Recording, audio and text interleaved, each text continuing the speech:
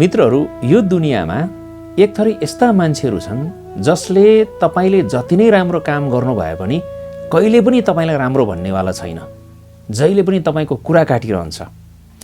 र अर्को थरी यस्ता मान्छेहरू पनि छन् जसले चाहिँ तपाईले जति नै नराम्रो काम गर्नु भए पनि सधैँभरि तपाईको प्रशंसा गरिरहन्छ, सधैँभरि तपाईको जय जयकार गरिरहन्छ, सधैँभरि तपाईलाई फुर्क्याइरहन्छ। अब यहाँनिर ध्यान दिनुपर्ने कुरा चाहिँ के छ भने नि मित्रहरू, न त तपाईको जतिखेर पनि कुरा काटिरहने ती मान्छेहरूका कुरा सुनेर निराश हुनु जरुरी छ, न त तपाईको जतिखेर पनि प्रशंसा गरिरहने, जय जयकार गरिरहने, फुर्क्याइरहने मान्छेहरूका ती फुर्क्याइ सुनेर, जय जयकार सुनेर खुसी हुनुपर्ने जरुरी छ। तपाईसँग पनि एउटा जिउँदो दिमाग छ।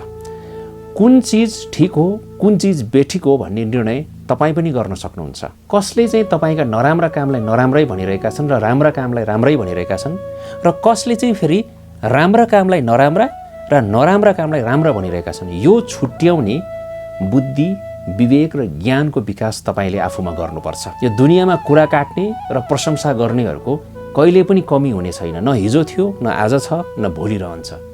तर सही र गलत छुट्याउने अन्तिम निर्णय चाहिँ तपाईँ हाम्रै हातमा छ। त्यसैले हामीले आफूले गरिरहेका कर्महरूको स्वमूल्याङ्कन गर्न सक्ने ज्ञान, बुद्धि र विवेकको विकास हामीभित्र गर्नुपर्छ। यहाँहरूलाई आज मैले राखेको विषय कस्तो लाग्यो कमेन्ट गर्न सक्नुहुन्छ। सबैको जय होस्।